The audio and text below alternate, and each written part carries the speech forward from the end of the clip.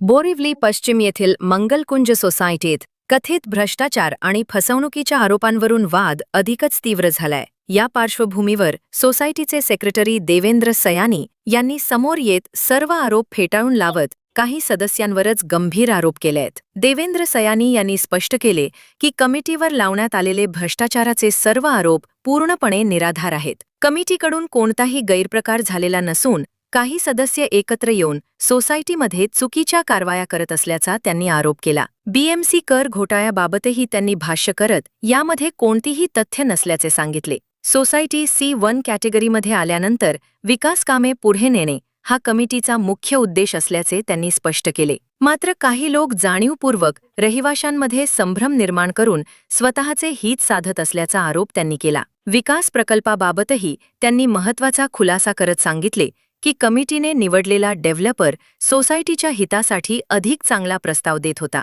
तरीही काही सदस्यांनी कमी दर देणाऱ्या दुसऱ्या डेव्हलपरला पुढे आणल्याचा आरोप त्यांनी केला. पवार आहे, माझा फ्लॅट नंबर आहे S7. त्यांनी जेवढे पण भ्रष्टाचारचे आरोप आमच्यावर लावलेले आहे ते सगळे खोटे आहेत. आमच्याकडे प्रूफ आहे त्यांनी काय केलंय ते, पण त्यांच्याकडे काय प्रूफ आहे नुसतं ते तोंडाने बोलतात आहे की यांनी हे केलं ते केलं असं केलं.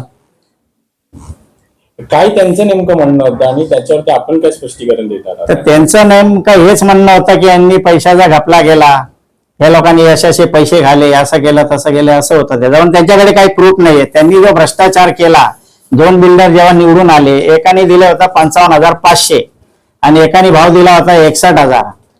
तर 61,000 वाला आउट झाला आणि 55,500 वाला इन झाला, म्हणजे तो विन झाला. तर त्याचा आता तुम्ही विचार करा, 61 जास्ती की 55,500 जास्ती. तर त्याच्यामध्ये काय केलं त्यांनी, असे स्टॅम्प पेपर, आमचा जो GBR होता तो 9/11/25 ला होता, पण यांनी 2 महिने आधी 21 ऑगस्ट 2025 ला त्यांनी असे स्टॅम्प पेपर बनवले. 90 ते 100 स्टॅम्प पेपर बनवून सगळ्यांच्या सह्या गेल्या. बोला ते प्रत्येकाला तुम्हाला 55,500 ने जो 61चा भाव आहे ते 61च भेटेल तुम्हाला, असे सगळे हे करून सगळे पेपर बनवले त्यांनी. एक पेपर भेटला त्याच्यावर आम्ही RTI मारून काढला, तर 90 ते 100 असे पेपर त्यांनी बनवून घेतले. म्हणजे 2 महिन्यापूर्वीच 2 महिन्या आधीच हे लोक विन झाले होते. हा डिफरन्स होता त्यांचा. आणि दुसरा त्यांचा म्हणणं आहे की प्रॉपर्टी टॅक्सचे पैसे, तर प्रॉपर्टी टॅक्सचा असा प्रश्न आहे की 2010 पासून त्यांनी आतापर्यंत जे प्रॉपर्टी दिला तर त्याच्यावर आलं येऊन आता वर्ष झालेले. आम्ही आमच्या टायमाला बरोबर भरत होतो, पण आमच्या इकडे काय झालं, त्या विरोधी पार्टीने नेमचंद बुवा आणि विरल सावला यांनी असं सांगितलं, बोले हे कमिटी भ्रष्ट है, ये कमिटी को पैसा नहीं देने का. तर 2,40,00,000 रुपये बाकी आहेत. तर आम्ही पैसे भरायला कुठे, आम्ही पैसे भरायला तयार होतो. पण दुसरी गोष्ट अशी आहे की 2010 पासून 2026 पर्यंत आम्ही 4 वर्षामध्ये आमचं सगळं आम्ही क्लिअर केलेलं आहे. पण जे जुनी कमिटी होती त्यांना कोणी विचारत नाही. आमच्या विरोधी जे लोक आहे ते जुनी कमिटी मधलेच लोक आमच्यावर आरोप करतात. तर सगळ्यात पहिला त्यांना पण विचारायला पाहिजे ना की हे पैसे गेले कुठे, हे तुम्ही का नाही भरले. तर याच्यामध्ये तर नेमकं आपल्याला त्यांच्याकडनं काय अपेक्षा आहे, किंवा आपल्या दोघांचं किंवा आपल्या विरोधकांनी तुम्ही बोलणं झालंय का आपल्या दोघांच्या या विषयावरती? नाही, आम्ही तर बघा विरोधकाचे पडण्याचा प्रश्न नाहीये. आम्हाला जे 220 मेंबर आहे 220 मेंबरचं बघायचं आहे.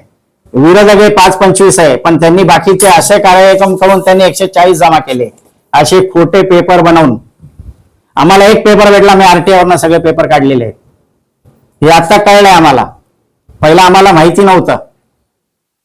आम्ही त्यांच्याबरोबर बोलायचा प्रश्न काय आहे, ते खोटे त्यांच्याबरोबर काय बोलायचं. आमचं फक्त एकच म्हणणं आहे की 220 मेंबर आहे, तर 220 मेंबरला सारखाच भाव भेटला पाहिजे आणि प्रत्येकाचं भलं झालं पाहिजे.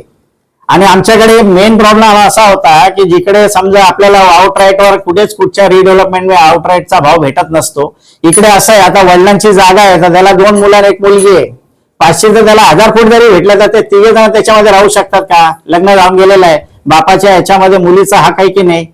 मग त्याच्याकरता आउटराईट आम्ही ठेवला होता आणि आउटराईटचा हे भाव होते. आता हे काय सांगतात, आउटराईट ज्यावेळी तिकडे आम्ही जेव्हा करत होतो की किती लोकांना जायचं आहे पैसे घेऊन, तर त्या टायमाला आम्हाला 50 ते 60% लोक पैसे घेऊन जाणार होते. आता यांचं कसं आहे, बिल्डरला त्यांनी असं सांगितलं की सब लोग इधर ही रहने वाले है, ज्यादा जाने वाले नाही, असा त्यांना भ्रम केला. हा, म्हणून आता त्यांनी आता काय आमच्यावर भ्रष्टाचार करायचं कारण काय, आमच्यावर त्यांनी बऱ्याच ठिकाणी केस केला. आम्ही बऱ्याच त्याच्यामध्ये आम्ही विन आहे. आणि आम्हाला हायकोर्टचे हे पण भेटलेलं आहे.